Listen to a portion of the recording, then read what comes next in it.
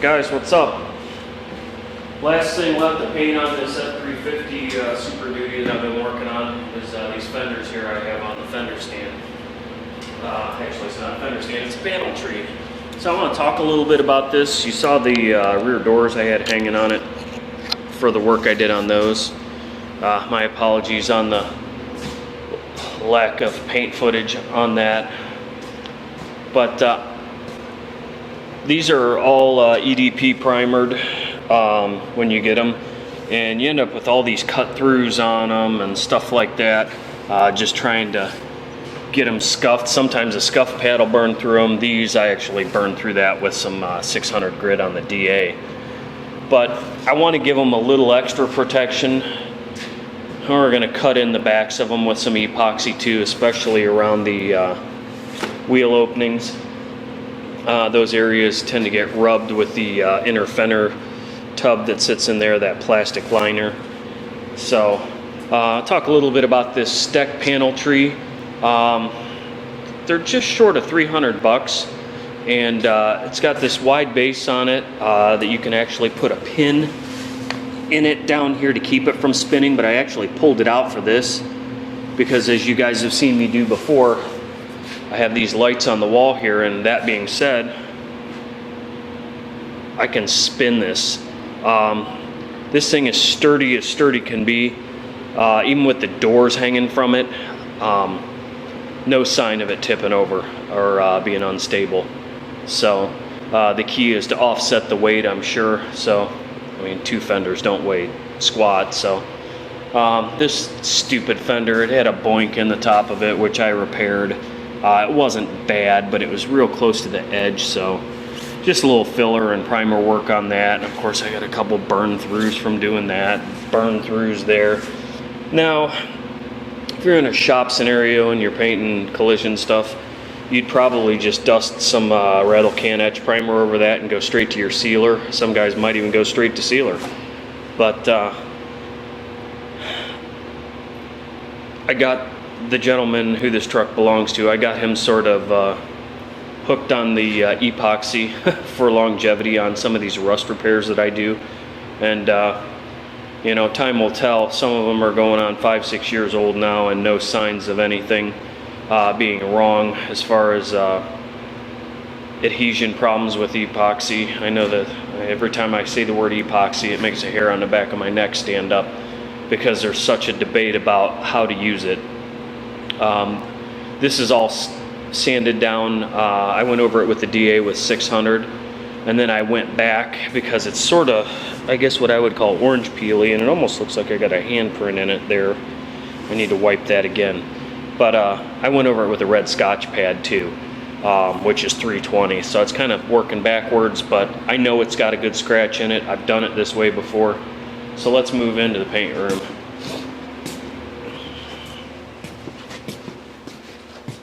Alright, so I've got epoxy in that gun right there, but we're going to see. I'm not sure if we're going to be shooting this today or not. But the Southern Polyurethanes Universal Clear, I've got enough to make like 12 or 14 ounces. And that's really on the scary edge for me of being enough to clear those two fenders. So without further ado, I'm going to get this gun adjusted up, and I'll get you guys on the stand and we'll throw some epoxy down. Alright, well, I apologize, but I sped this up to 2 times speed in light of saving some time in the video. We got the Montana brand epoxy by ChemSpec, and it's a 1-to-1 epoxy, and I've got it reduced maybe 10% just to thin it down, spraying it through this ATD 1.8 primer gun, maybe about 25 psi. And I've got it dialed in quite a bit, so I don't have a full fluid flow, maybe 1.5 turns out, and that should be good enough to fix any little cut throughs I had on this. The panel's sanded with 320 grit, so, you know, in a production environment you would probably spray some etch primer over any cut throughs and then seal it with a urethane sealer, but these are aftermarket fenders, and we're going to try and, by putting some epoxy, get a little bit more life out of them that way. It's just the way I like to do them. Usually you don't use epoxy over anything except for an 80 grit scratch, but as a sealer, going over this E-coat, this method, I mean, according to their instructions, you can go up to a 600 grit scratch with this. I wouldn't recommend going over anything any finer than that. But it seems to, like I said, it works well for this, and it's just going to get the one coat. If this was a resto project, I would probably do unthinned epoxy and put 2 coats on it and go from there. So that's the way we're doing her. Alright, intermission here while we're waiting for that epoxy to flash. We're using that epoxy as kind of a dual purpose. I'm using it as a sealer and be kind of corrosion protection for it. Got the truck sitting outside, obviously. This is next day.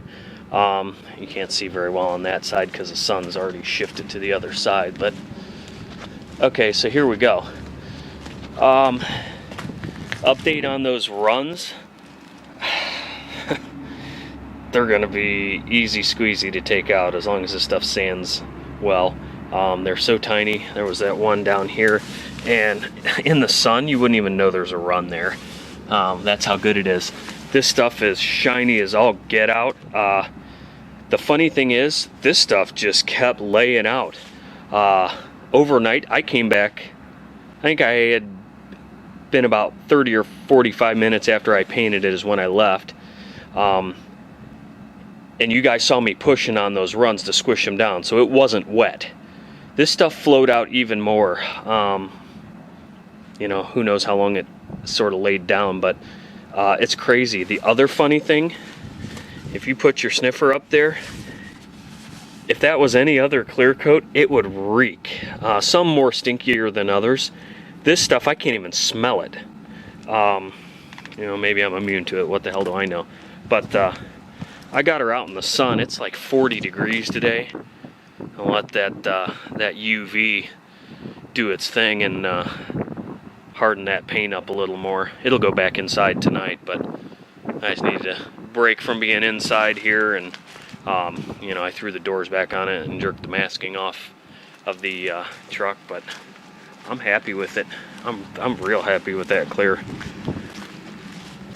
Other than putting a couple runs in it, but geez, you know, it's hard to tell. White's a hard one to even see a gloss. I don't even like buffing a white vehicle, because every time you twist your head and look at it a different way, you'll find a spot you didn't get the scratches out of. But I mean, I think it's got plenty of shine to it for sure. You can see me in my white Valspar jacket standing in front of it, so she's a good one. So I'll bring you guys back in a little bit here. I just wanted to give you kind of an outside shot of that truck and to kill some time while I'm waiting for epoxy to flash. We'll bring you back in a few minutes. Alright, we're getting ready to put some base coat down. Show you guys something here real quick. You guys, you do this, already know this trick. Those of you who don't do this and are on a budget, first of all, don't buy premium paint if you're on a budget, but it does cover faster. Here's my shtick. Okay, this paint coat is Ford Z1 Oxford White. There you go, right there. This is already mixed up. I have nothing left in my can. Ready to spray, I probably have that much in there, so let's see what that is. Well, these are Sata cups, so let's see, what is this? Looks like 300 milliliters. About 10 ounces of paint. There you go, there's the 10. Okay, so 10 ounces of ready to spray paint. That's all I have of the correct color on this. Now, this is another white. This is a GM white I have left over. This is going to be my ground coat. You can all, I guess we could call it sealer. I mean, obviously we've sealed it up with epoxy first, but this is to get us coverage. That right there is to get us the right color. I'm back on the Sata jet here. This has got the 1-3 tip. I tend to waste a little bit more paint with the 1.4, so I'm stinging it down. I'm back on the Sata Jet. I know a lot of you guys are like, oh, why'd you ever quit using the Sata Jet? Well, I was having some issues learning how to spray this De Beer 500 solvent base. It's pretty thick stuff, but I think I got it down at this point. So we're going to go ahead and take this GM white and get that primer, the epoxy, all hidden, so that all I have to do is put maybe 1-2 coats at most. We're going to have an earthquake here. Of the correct color on that, and I should have enough. Now, normally, 99.99% of the time, that works for me.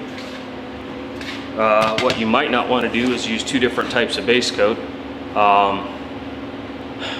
De Beer is a polyester, and things like DBC, PPG base coat, and some of the others are urethane based. As long as you let it flash, I've never had a problem. I'm not recommending it. So hold on 1 second, I'll grab the gun. I am truly anticipating probably 2 coats of this base of the improper color to get this hidden so that you can't see the epoxy anymore. I'm going to spray that out of this Sata Jet 3000 HVLP gun at about 23-25 pounds, somewhere in there. And I've also got the fluid choked back a little on it. Shouldn't have any issues, shouldn't have to put it on too dry. Don't want it too dry. See a little fuzzy from my Scotch pad stuck to that little back edge of that, but that's all right.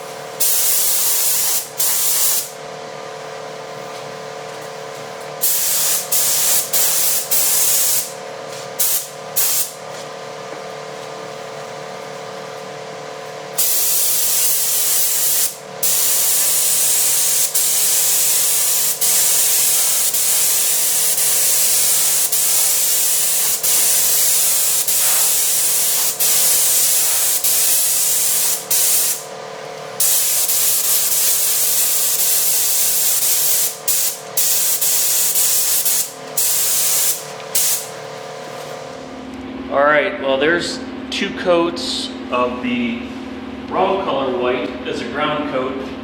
All the primer or sealer has been hidden. This is the Ford Z1 Oxford white. I'm gonna go ahead. I had a few specks of trash in it. I actually flipped the heater on before this flashed off, and some crap landed in it, so I gave it a quick scuff. 10 ounces is all I had to work with here, and I'm pretty confident, knock on something wood, that this will be plenty to cover it. And all I'm going to do is I'm going to go around my edges once, and that should be enough to hide them. They're all jammed areas, so no worries.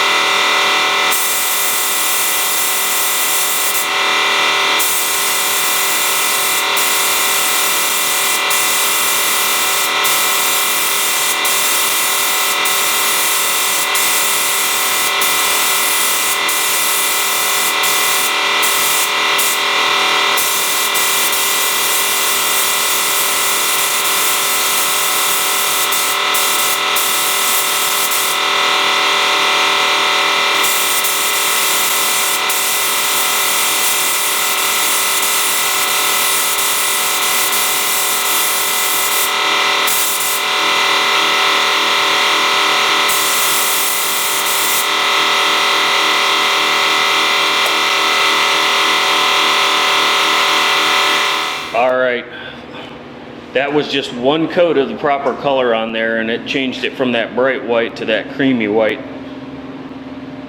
We're gonna see how that's gonna fly. Should be good to go. Minimal trash in that last coat, so I didn't have a choice. I can't scuff it out at this point. I don't have any more paint to put over it, but it does look like it is the proper color. Now, I spoke about using that Southern Polyurethanes Universal Clear. My balls aren't big enough to use it again today. I don't have very much left, so we're on the Omni MC161 with the 168 slow hardener. I mixed up about 16 ounces, which I'm hoping is plenty. We're going to choocher through the LPH 400 at about 22. I'll set you guys up on the stand here, and I'll turn you back on in a second.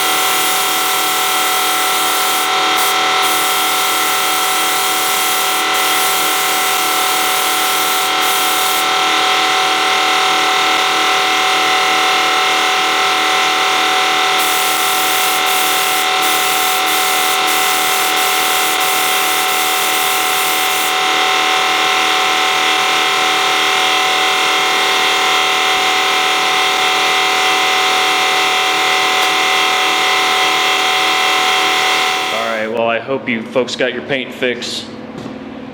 I did. She's all good, no runs. Very light texture to it. A little bit more right here, but hey man, whatever. It looks good. She came out good. I'm happy. Especially happy that I didn't put any runs in it. Just been running my clear coat on these white paint jobs. Having a hell of a time, but she's nice and shiny. Yep, MC161 is a real nice clear. So is that Southern Polyurethane, so I like it too. But yeah, she's good to go. So we'll roll those outside in the sun and give them some sunshine tomorrow. But leave you on a little parting shot here. Let's see if I can. There you go. See you later.